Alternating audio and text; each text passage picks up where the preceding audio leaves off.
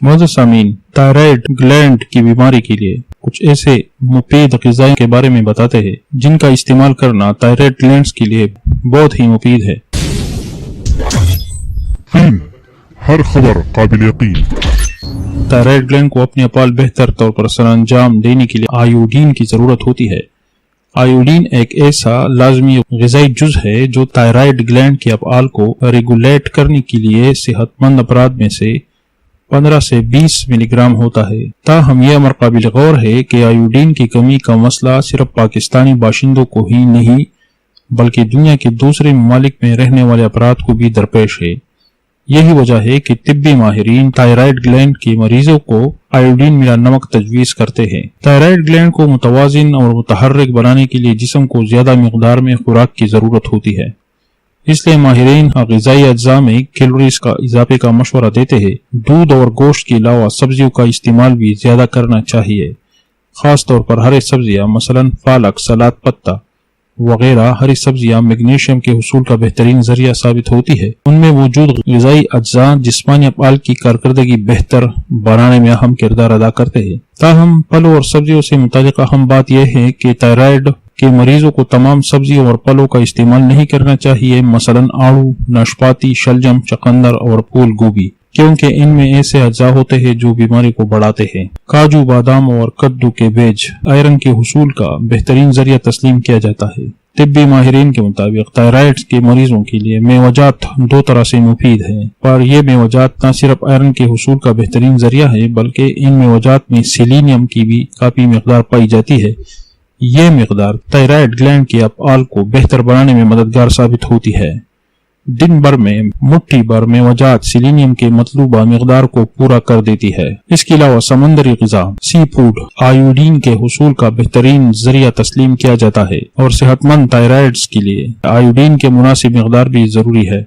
امریکی باشندوں کی زیادہ تر تعداد اپنی خوراک میں آیوڈین کی مناسب مقدار لازمی شامل کرتی ہے۔ یہ مقدار انہیں سمندری غذا اور ڈیری مصنوعات سے بآسانی حاصل ہو جاتی ہے۔ قدرتی طور پر آیوڈین کی ایک اچھی مقدار سمندری خوراک جیسے مچھلی، جھینگے وغیرہ میں کثرت سے پائی جاتی ہے، لیکن ان غذاؤں کی زیادہ مقدار ایک ساتھ لینے سے گریز کیا جائے۔ جہاں آیوڈین کے مناسب مقدار تائرائڈ کے مریضوں کے لیے بے حد ضروری ہے، وہی زیادہ مقدار نقصان دہ بھی ہے۔ سمندری غذا درمیانی مقدار میں لینی چاہیے۔ اس کے علاوہ طبی ماہرین ان مریضوں کے لیے مرغن اور زیادہ مسالہ دار غذائیں جن سے قبض ہونے کا خدشہ ہو، ان کے استعمال سے گریز کرنے کا مشورہ دیتے ہیں۔ چاول اور گندم تو لوگوں کی بنیادی غذا ہے۔ چاول میں موجود سیلینیم جلد، جلیوں اور تائرائڈ کو صحت مند رکھتا ہے۔ اکثر حالات میں سویا بین سے بنی مصنوعات یعنی سویا ملک وغیرہ تائرائڈ گلینڈز کے ہارمونز خارج کرنے کی صلاحیت کو متاثر کرنے کا سبب بھی بن سکتے ہیں۔ بین کے مصنوعات سے گریز کرنی چاہیے۔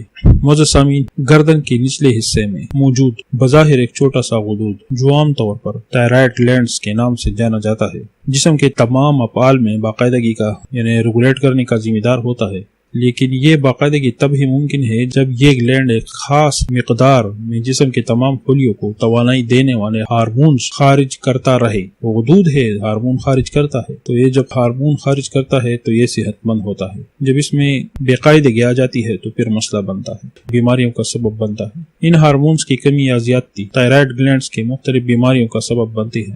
دنیا بھر میں خواتین کی ایک بڑی تعداد تائرائڈ گلینڈ سے متعلق مختلف بیماریوں کا شکار ہے۔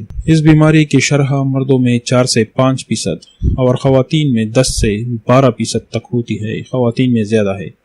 قدرت نے ہر بیماری کا علاج رکھا ہے، جس میں سے کچھ مفید غذاؤں کا ذکر ہم نے اس ویڈیو میں کیا۔ جو بھی بیمار ہے اللہ تعالیٰ ان پر شفائے کاملہ نصیب فرمائے۔ آمین۔ السلام علیکم ورحمۃ اللہ وبرکاتہ۔